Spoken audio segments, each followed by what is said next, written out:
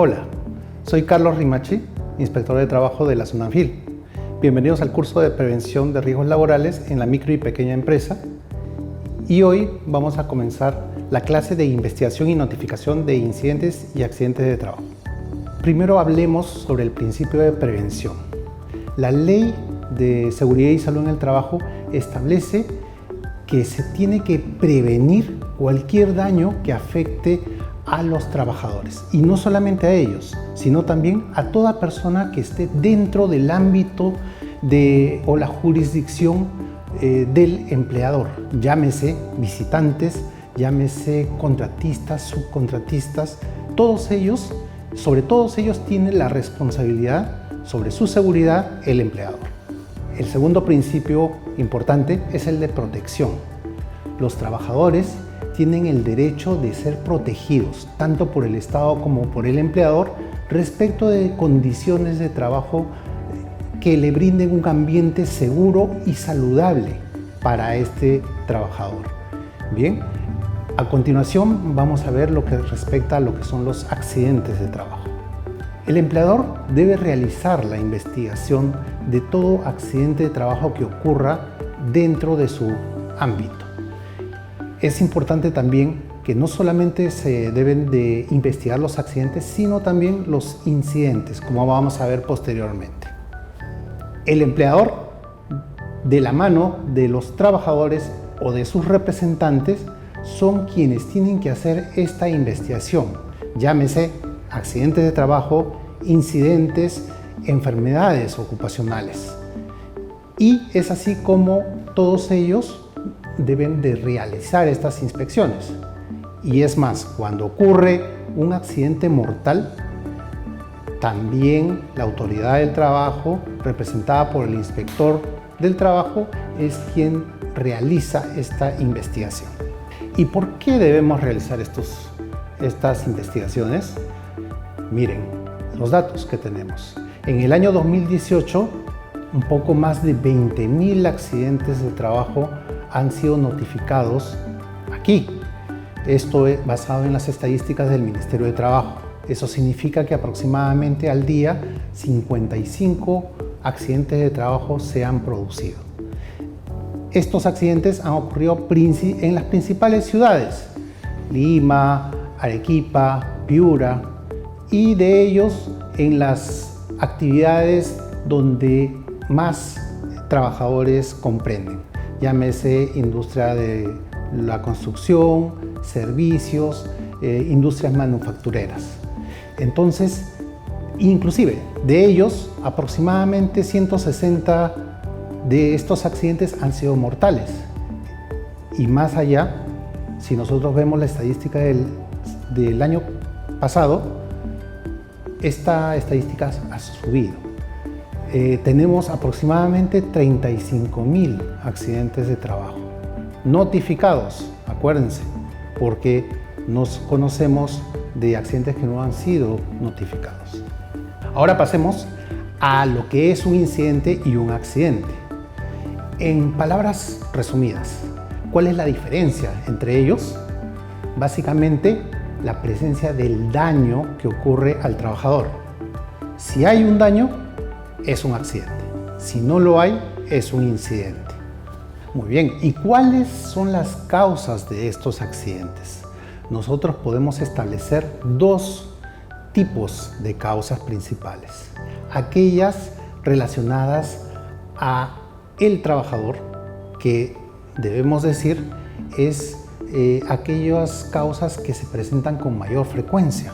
En realidad, el trabajador es quien falla más, lamentablemente. No podemos atribuir la responsabilidad de la seguridad solamente en el trabajador. Pero también están aquellas otras condiciones dentro del ambiente de trabajo que también son en parte responsables de que ocurran estos accidentes. Ahora bien, no es suficiente que ocurra una sola de estos hechos.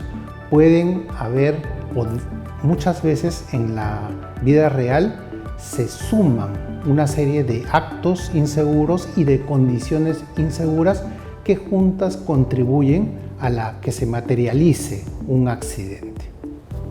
Las imágenes que ahora vamos a ver reflejan lo que les estoy diciendo. Efectivamente, una serie de actos, por una parte, el hecho de que un trabajador pase por debajo de una carga suspendida y adicionado a la condición insegura de que un estrobo o una eslinga falle, juntos se suman para que se materialice un accidente de trabajo. Así como también vemos otros ejemplos, las imágenes que ustedes están viendo, respecto de muchas condiciones o actos que pueden materializarse, pueden producir un accidente de trabajo, con consecuencias serias muchas veces para los trabajadores. Muy bien, ahora hablemos respecto de los tipos de accidentes de trabajo que ocurren. De acuerdo al grado de severidad, podemos clasificar a los accidentes como, en primer lugar, accidentes leves, aquellos en los cuales el trabajador, luego de sufrir este accidente, puede acudir al botiquín de emergencia de la empresa o a lo mejor a la atención médica, pero que ésta no requiere de mayor descanso que el día en el que ocurrió el accidente de trabajo.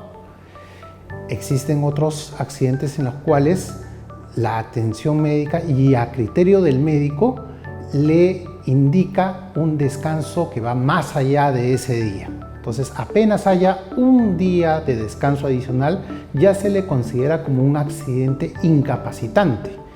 Este accidente incapacitante le va a impedir realizar sus funciones por un determinado número de días.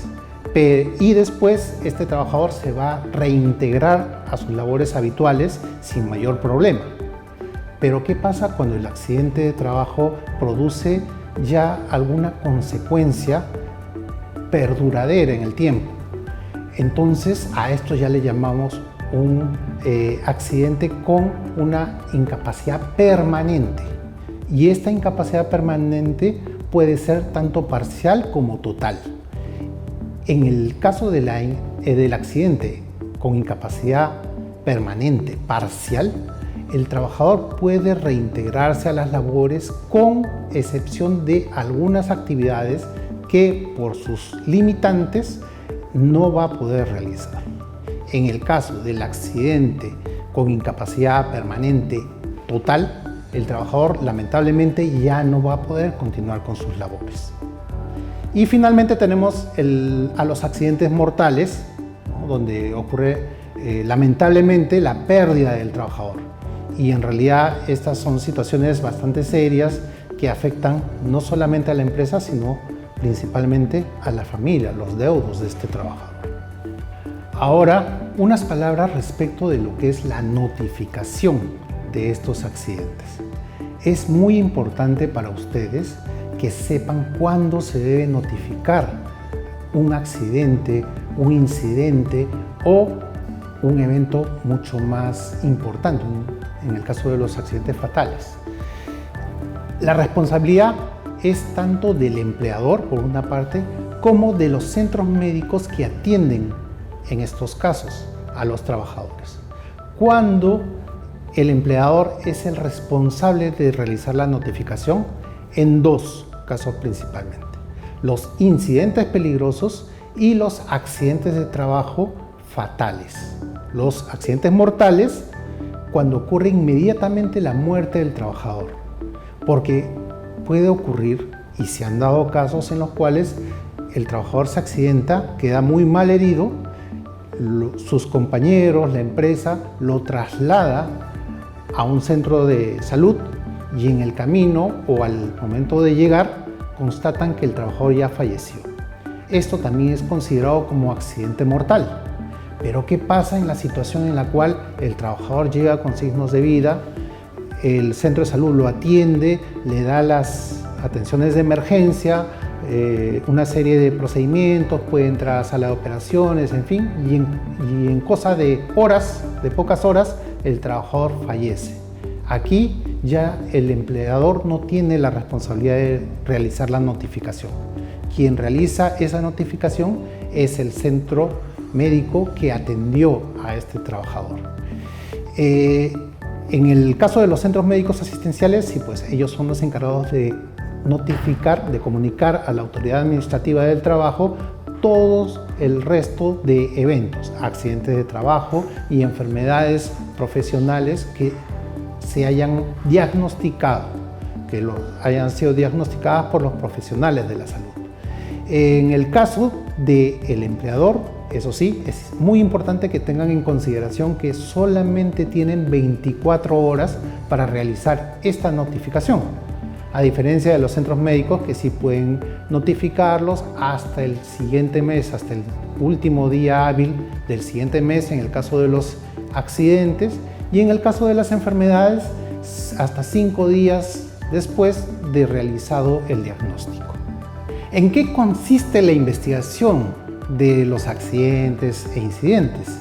Consiste en determinar cuáles son las causas que generan estos accidentes. ¿Con qué objeto?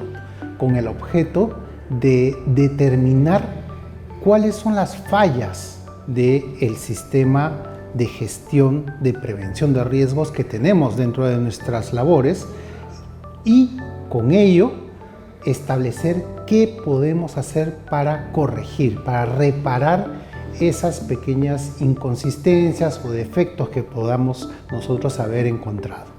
Entonces, en realidad no es para buscar o encontrar responsables, sino causas. Eso es muy importante que ustedes lo sepan. Y ahora, ¿quién investiga estos accidentes? Ya hemos dicho que quien es responsable es el empleador, pero no lo hace solo, lo hace junto con los trabajadores, sus organizaciones sindicales, el Comité de Seguridad y Salud en el Trabajo o el supervisor que haga las veces del comité cuando las empresas son pequeñas, menores de 20 trabajadores, y es así que todos ellos son los encargados de realizar la investigación de los accidentes. ¿Y cómo investigamos? La norma no lo establece, pero es importante estos 5 puntos que tienen ustedes enfrente. En primer lugar, reportar el accidente de manera inmediata, apenas se haya producido el suceso. Es así como nosotros vamos a poder determinar y encontrar factores que ayuden, contribuyan a la determinación de las causas del accidente. Cuando ya pasa mucho tiempo, estos hechos se borran, se limpian, desaparecen o se olvidan de nuestros recuerdos. Por lo tanto, es importante el hacerlo de manera inmediata. En segundo lugar, el recopilar todas las evidencias posibles.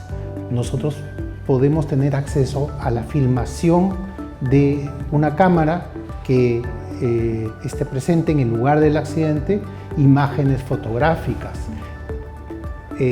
testigos que hayan podido ver el momento del accidente. Entonces, todos estos elementos me van a permitir a mí ayudar en la identificación de estas causas.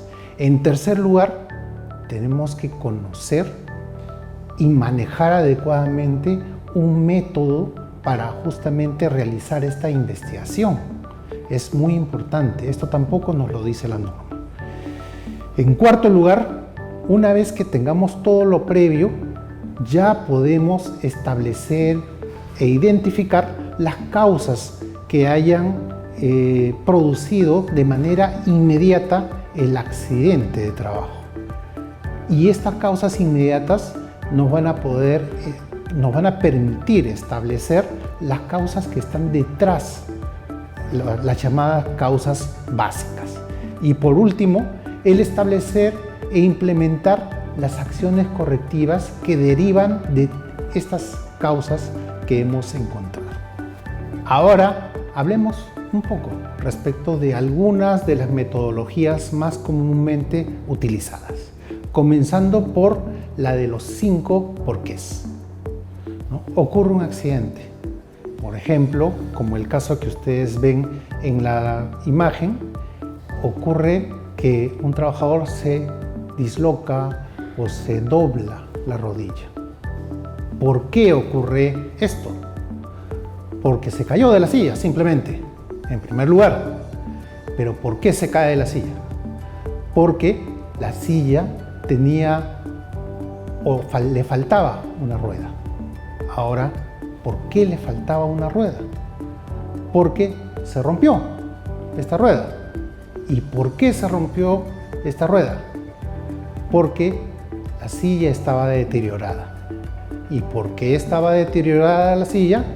Porque no había un buen mecanismo de mantenimiento de los equipos de trabajo de la empresa. Entonces ahí nosotros tenemos una secuencia de porqués que me permiten establecer una causa básica. En segundo lugar, tenemos el método Ishikawa, o también llamado método de la espina de pescado. Ustedes ven en la imagen como un esqueleto de un pescado en el cual hacia su derecha se establece el efecto, es decir, el problema o la consecuencia, llámese accidente de trabajo. Y hacia la izquierda una serie de elementos que nosotros vamos a tener que trabajarlos a través, por ejemplo, de una lluvia de ideas para determinar qué posibles causas relacionadas a esos factores fueron las responsables de que finalmente se produjera el problema. En el anterior método, en el método de los 5 porqués, generalmente se usa cuando los accidentes son relativamente simples, fáciles de analizar. En accidentes un poco más complejos se puede utilizar este otro método, en el cual nosotros tenemos que analizar distintos aspectos. Por ejemplo, el de la mano de obra o el hombre, ¿no? El trabajador, aspectos relacionados con las máquinas involucradas al momento del accidente, aspectos relacionados con el entorno de trabajo donde se produjo el accidente, aspectos relacionados a las medidas de seguridad que se implementaban por la empresa durante el accidente, a los métodos de trabajo realizados o a los materiales empleados cuando se produjo este accidente. Entonces, todos esos factores pueden tener múltiples hechos que finalmente hayan conducido a que se produzca este accidente. En tercer lugar, hablemos respecto de la metodología del árbol de causas. En este caso, partimos nuevamente del accidente en la parte superior y luego de ello establecemos cuáles son sus causas. Pero esta causa básica es producida por una serie de eventos que ustedes ven a continuación, que me explican cómo es que ocurrieron los eventos, qué debió suceder para que finalmente se produjera el accidente. Y entonces, mientras vamos profundizando en este árbol, vamos a ir encontrando mayores y mayores razones que me van a servir posteriormente en la diapositiva que vamos a ver a continuación a determinar cuáles son las causas, tanto inmediatas como básicas. Es así que con el insumo que hemos visto en la diapositiva anterior, llegamos a este cuadro, en el cual tenemos en la parte superior cuál es, en resumen, el accidente o pérdida que se produjo, una descripción breve a continuación respecto de esta pérdida, cuál fue las circunstancias en las cuales se produjo esta pérdida y a continuación cuáles son las causas, llámese causas inmediatas, las que directamente produjeron el accidente por una parte, y qué causas están detrás de ellas, qué causas subyacen, cuáles son las causas fundamentales, tanto relacionadas con los trabajadores, factores personales, como aquellas causas relacionadas con el ambiente de trabajo o factores de trabajo. Seguimos con el llamado modelo de causalidad de pérdidas. Como ustedes están viendo, todos los métodos más o menos enfocan lo mismo desde distintos ángulos.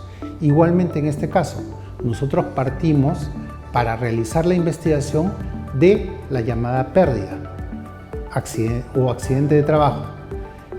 A partir de esta pérdida, nosotros determinamos cuál es el evento que produjo esa pérdida. Y a continuación establecemos las causas inmediatas que desencadenaron en el accidente, llámese actos subestándares o condiciones subestándares. Ahora, antes hablamos de actos y condiciones inseguras y aquí estamos hablando de actos y condiciones subestándares que diferencian unos de otros. Lo único que diferencia es la existencia de estándares o de procedimientos ya establecidos previamente por el empleador. Si yo tengo un estándar de trabajo establecido por la empresa y yo incumplo este estándar de trabajo, estoy cometiendo un acto subestándar. Si no existe ese estándar, simplemente lo que estoy cometiendo es un acto inseguro, un acto que va en contra de lo que la razonabilidad establece, ¿no? Yo cruzo por un lugar que no está, que es inseguro a todas luces, entonces estoy cometiendo un acto inseguro.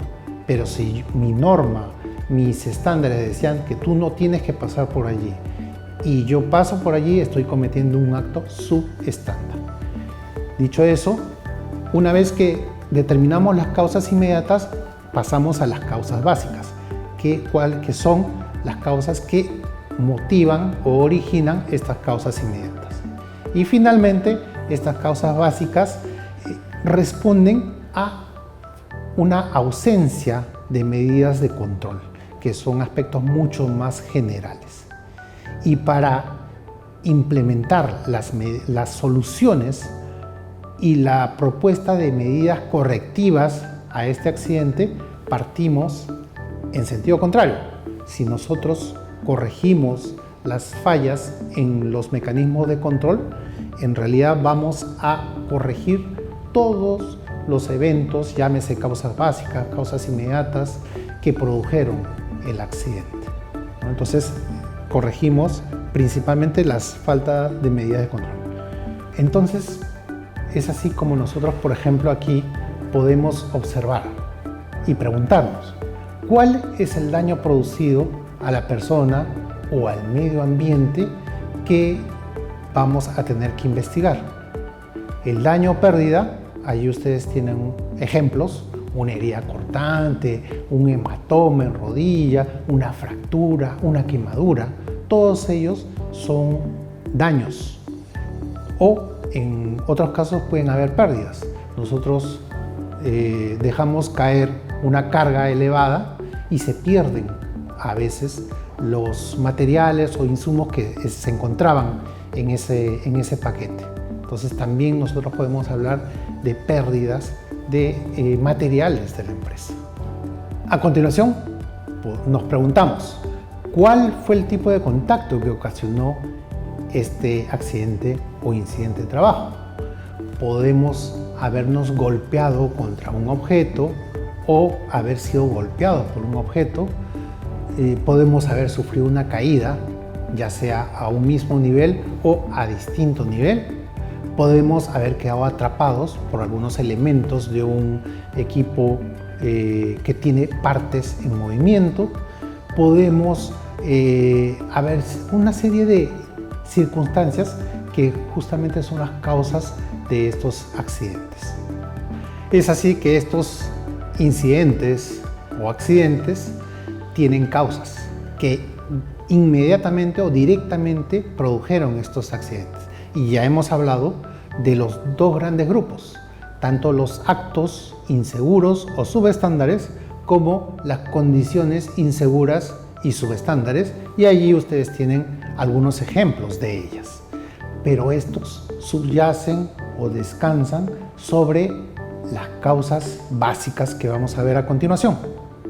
Estas causas básicas responden a la pregunta: ¿qué factores, llámese personales o de trabajo, ocasionaron estos actos y condiciones subestándares? Entonces nosotros podemos explicar, a lo mejor la falta de conocimiento del trabajador produjo que este trabajador caminara por una zona que no estaba permitida. A lo mejor era un trabajador que recién se incorporaba al centro de trabajo y desconocía de esos estándares. A lo mejor no tenía la habilidad suficiente, la destreza para realizar una labor, y así una serie de factores relacionados al trabajador. Por otra parte, los factores relacionados al trabajo. A lo mejor no hay un buen mecanismo de supervisión que me permita detectar esos hechos que finalmente producen el accidente de trabajo, o no había elementos de ingeniería adecuados capaces de prevenir que se produzca un accidente, ¿no? Entonces tenemos esos dos grandes grupos, factores personales como factores de trabajo, y estos a su vez están relacionados a elementos más globales llamados faltas de controles. Estas faltas de control podemos clasificarlas como faltas de control generales. Por ejemplo, aquellas defectos en lo que es la evaluación de los riesgos o un seguimiento inadecuado de las acciones correctivas, entre otras. Y elementos o fallas en los controles más específicos, como por ejemplo deficiencia en lo que es la evaluación continua de los riesgos o incumplimiento de las inspecciones de seguridad o fallas en no haber efectuado la investigación de accidentes e incidentes que se hayan producido previamente, entre otros. Entonces, estos elementos a la larga pueden desencadenar que se produzcan nuevamente condiciones que puedan propiciar un nuevo accidente de trabajo. Finalmente, debemos dejar todo lo que hemos hecho registrado en un documento, el llamado informe de investigación. En este informe nosotros debemos de indicar cuál fue la metodología de trabajo empleada, cuáles han sido las causas y consecuencias que nosotros hemos determinado que produjeron el accidente, cuáles han sido las medidas correctivas que nosotros hemos propuesto para evitar de que este accidente se repita en el futuro, y si esta propuesta de medidas han sido implementadas o cuándo van a ser implementadas.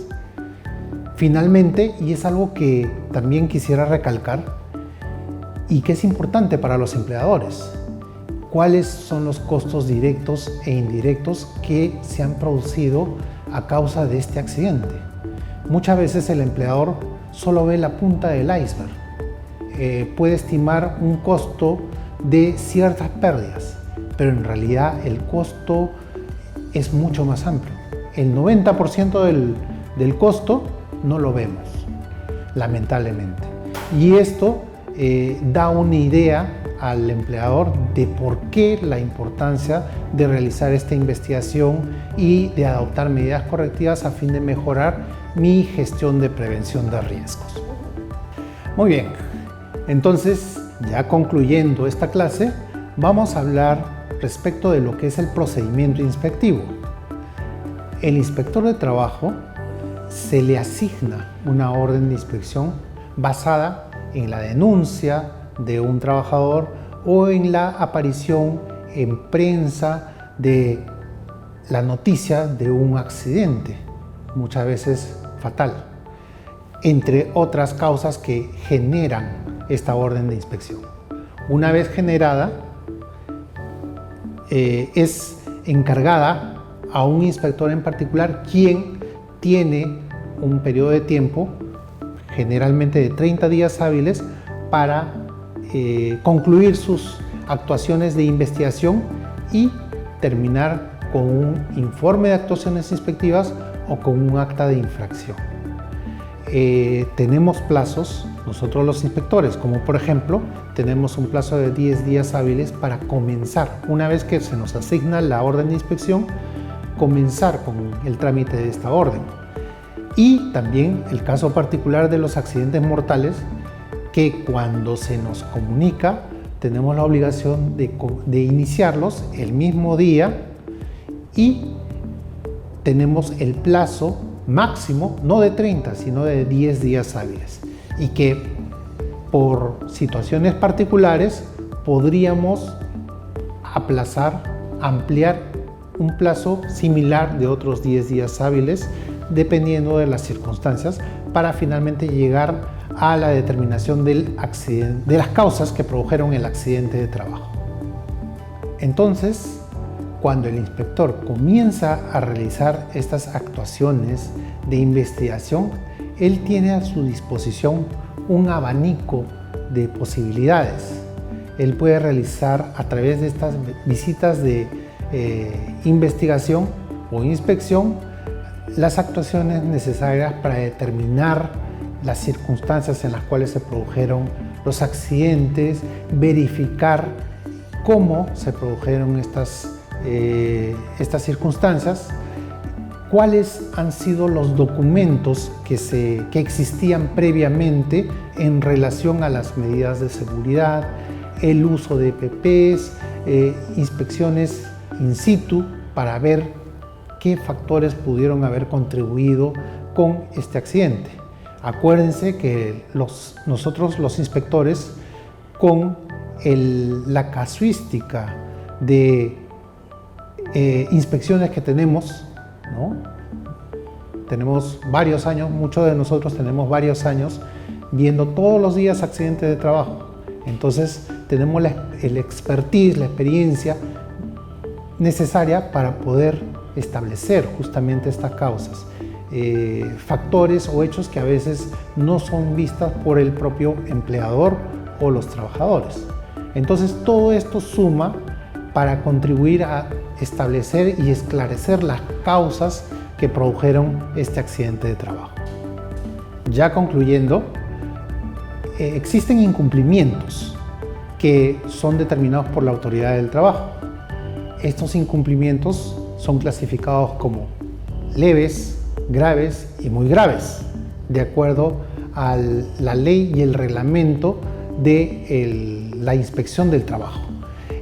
En el caso de aquellos incumplimientos que son causa del accidente de trabajo, generalmente son incumplimientos graves, pero cuando estos incumplimientos producen la muerte del trabajador, estos incumplimientos pasan de ser graves a muy graves e inclusive al momento de la sanción se amplía esa cuantificación de la gravedad. Aquí, por ejemplo, vemos como ejemplos que son consideradas faltas graves: el no informar a la autoridad respecto de estos accidentes de trabajo mortales o los incidentes peligrosos. Otro ejemplo, el no comunicar respecto de los accidentes de trabajo a los centros médicos que reciben a estos trabajadores. He visto en mi experiencia de trabajadores a los cuales una vez que se accidentan, el empleador les dice: ¿sabes qué? Anda al centro, pero dile que te has caído en tu casa. Dile que te has cortado haciendo cosas de tu casa. Entonces, ese afán de ocultar, porque finalmente el trabajador hace la denuncia, y si aporta hechos que demuestran que efectivamente él se accidentó en el trabajo y esto no concuerda con la información que da el centro médico, entonces aquí estamos evidenciando una falta del empleador. Bien, o el no realizar la investigación para determinar las causas que produjeron este accidente de trabajo. Todas ellas constituyen faltas graves. Y en el caso de los accidentes mortales, ¿no?, en estos casos, muchas sanciones graves que constituyen causa de ese accidente mortal se agravan. ¿Cómo se agravan? Pasan de ser, como vamos a ver en la diapositiva final, pasan de ser calificadas como faltas producidas en una empresa o en un empleador que se ha acogido al REMIPE y pasan a ser consideradas como del régimen común. Y eso lo vamos a ver en la diapositiva final, en la cual ustedes están viendo que la categoría y la calificación y la sanción que se produce a una empresa varía. Si es una falta grave de una microempresa, la sanción es una. Si es una falta grave de una pequeña empresa, la sanción aumenta. Y si es una falta grave de una empresa que no es del REMIPE, la sanción es mucho mayor. Y adicionalmente a eso, se le suma un 50% más a esa multa a consecuencia de un accidente, por ejemplo, en el caso de los accidentes mortales. Entonces, finalmente, a esto no queremos llegar, pero justamente es una medida que ha establecido la autoridad administrativa a fin de que el empleador cumpla con estas medidas de seguridad y no se produzcan los accidentes que, como hemos visto, se generan día a día. Muy bien, concluyo esta clase de investigación y notificación de incidentes y accidentes de trabajo agradeciendo el interés que tienen. También es importante resaltar que a través de este mecanismo de información ustedes se benefician porque van a estar informados respecto de cómo trabajar el sistema de prevención de riesgos en sus empresas, y nosotros como inspectores de trabajo vamos también a beneficiarnos de no detectar incumplimientos que sean necesarios de sanción. Les agradezco nuevamente su interés y será hasta cualquier momento. Gracias.